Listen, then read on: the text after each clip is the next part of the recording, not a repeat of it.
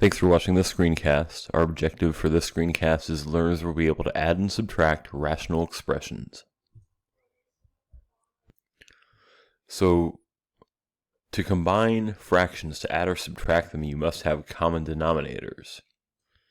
And that idea extends to rational expressions as well. If I gave you the elementary school example of 3/4 plus 2/5. We cannot just add these fractions by adding the numerators and adding the denominators. That works with multiplication. It doesn't work with addition. We need the denominators to be the same. So we need to find a common denominator, an expression that every denominator we're given is a factor of. And I think that common denominator that I'm shooting for is 20. So I want to think about how I can make the denominator here for 3/4 20. And of course the way to do that would be to multiply the denominator by 5. But to not change what the fraction means, if I multiply the denominator by 5, I need to multiply the numerator as well. And for the 2/5, if I need that denominator to be 20, I guess I need to multiply the 5 by 4. But to not change what that fraction means, let's multiply the numerator by 4 as well. So what I'm really adding is 15/20 plus 8/20 to get me a sum of 23/20.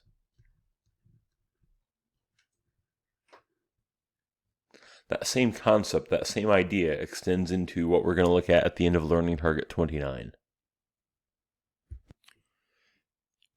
So here's an example of two rational expressions that we want to simplify. This is a difference here. This is subtraction. We want 5 over 12x to the 4th y minus 1 over 5x squared y cubed. And what I need to find is I need to find a common denominator that 12x to the 4th y and 5x squared y cubed both go evenly into. So the denominator I'm going to look for needs to be something that 5 and 12 are both factors of. And I think the smallest number that 5 and 12 both go evenly into is 60. So I know that that monomial common denominator is going to have a coefficient of 60. For x to the 4th and x squared, I think I could use x to the 4th because x to the 4th goes evenly into itself, and x squared can be multiplied by x squared to get x to the 4th. And for my y's, I've got y to the 1st and y to the 3rd. Let's use y to the 3rd.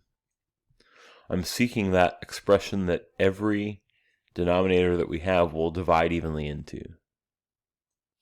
So what I'm going to do is I'm going to make each of these denominators 60x to the 4th y cubed.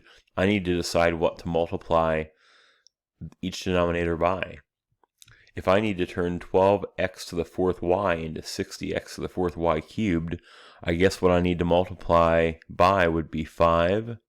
I've already got the x to the 4th, but I need y squared, don't I? That would give me 60x to the 4th y cubed. That's what I'm looking for. But if I multiply the denominator by 5y squared, I should multiply the numerator as well. What about here? What could I multiply 5x squared y cubed by to get 60x to the 4th y cubed? I need 12 to get 60. I need x squared, and I don't need any y's. So let's multiply the numerator by 12x squared as well. In simplifying what we've got, what I'm going to do now is write my numerator as simply just the product of each numerator combined with the addition or subtraction sign that's here. So 5 times 5y squared is 25y squared. I've got minus 1 times 12x squared is 12x squared. And what are both of these denominators? They should both be 60x to the 4th y cubed. I'll tell you that I sometimes see students do too much work on these problems. I can't simplify any of that. I know that x squared divides out of both of these terms, but remember, like we discussed previously, you can't divide out common terms. You can divide out whole factors. The numerator is not factored. If there were anything you could factor out of the numerator, you could divide it out, but there is nothing here. This one is for you. Why don't you pause this, see if you can work this one out on your own, and when you think you've got it, hit play to get some feedback.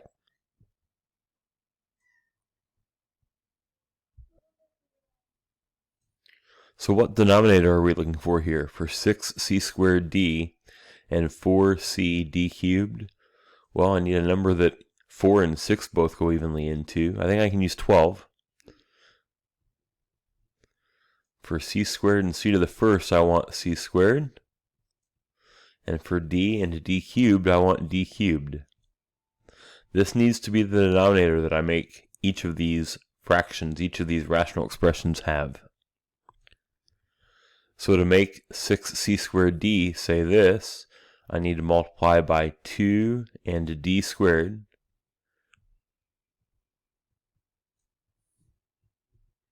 To make 4c d cubed be this, I need to multiply by 3c.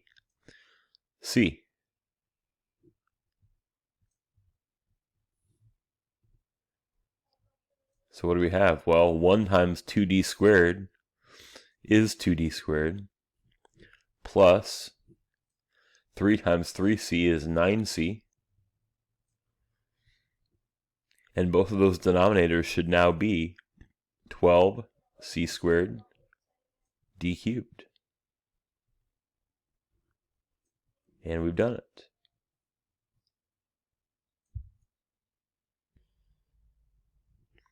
Okay, here's an example that's different, and it's different because the denominators are not monomials. So I'm still looking for factorization to help me figure out what the greatest common factor, or excuse me, what the common denominator that I'm seeking will be. So let me think about what y squared minus 3y minus 10 looks like. If I can factor that thing, it really looks like y minus 5 times y plus 2. Let me think about y squared plus y minus 2. That looks like y, I guess it would be plus 2 and minus 1, wouldn't it? So I want to think about what my common denominator might look like if it contains all of these factors in it. You know, each of the denominators has a y plus 2 in it, so I'm going to need that.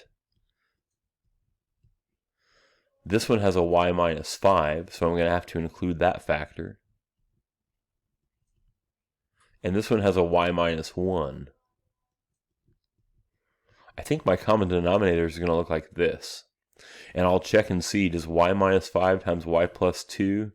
Yeah, that goes evenly into this with this leftover factor. Y plus 2 times y minus 1 gives me this one and this one. So that works. So what I have here is a product of 3 factors that make my common denominator here. So let me operate this the same way we worked the previous couple examples. In each of the rational expressions, what's missing and what's needed. This term has the y minus 5 and the y plus 2. We need the y minus 1 here. But if I multiply the denominator by y minus 1, I'd better do it to the numerator as well. This one here has the y plus 2 times the y minus 1, so it's missing the y minus 5. So I need y minus 5 there as well. Okay, to simplify this, let me think about what I have here. I've got y minus 5 times y minus 1, and if I box multiply or FOIL that, I've got y squared minus 6y plus 5. Then I've got plus, and what I have now is y times y minus 5. If I distribute the y, that's y squared minus 5y. All over Draw that a little bit better. There we go. For a lot of what we're going to use this for in the coming weeks, it's really probably best to leave the denominator unmultiplied out, okay? So I have no problem with you leaving those three factors written as a product instead of written as a simplified product. All I want to think about to finish this then is, are there things on the numerator that combine that are like terms? Yeah. My y squared and my y squared make 2y squared. Negative 6y minus 5y is negative 11y. And I've got my plus 5.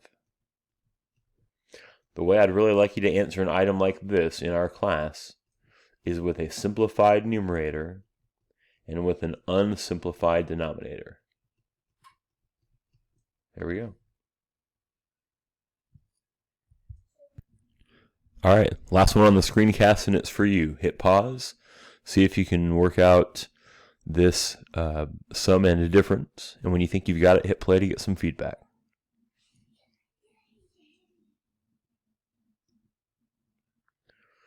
Well, a minus 3 and a plus 3 are just single binomials that don't factor.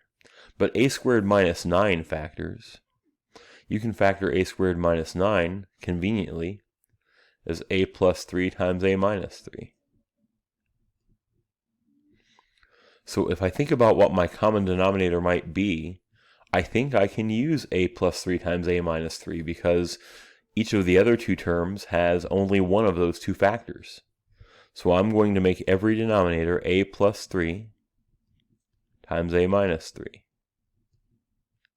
That's what I'm shooting for. So to do that, this first term has the a minus 3. What it's missing is the a plus 3. Both top and bottom. The second term with the minus sign attached to the 2a has the a plus 3. It's missing the a minus 3.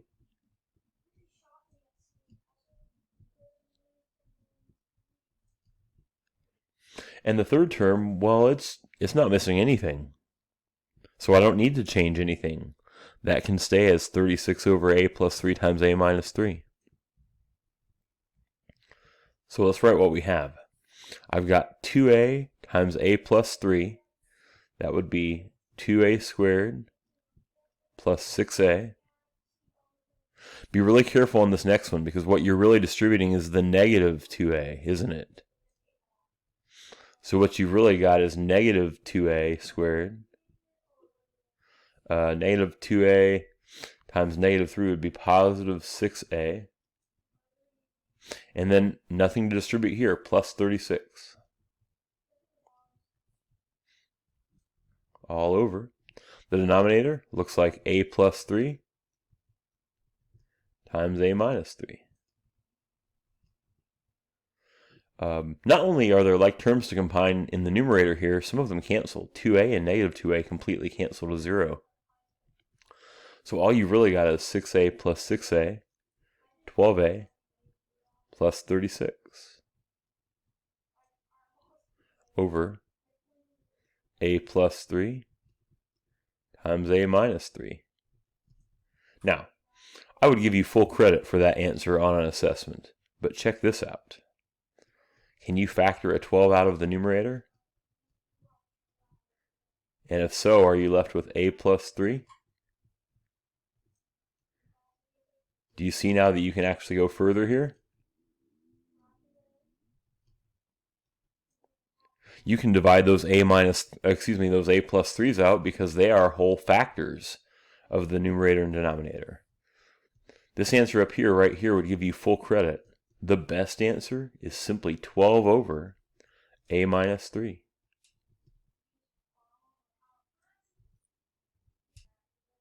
As always, thanks for watching. Stay safe.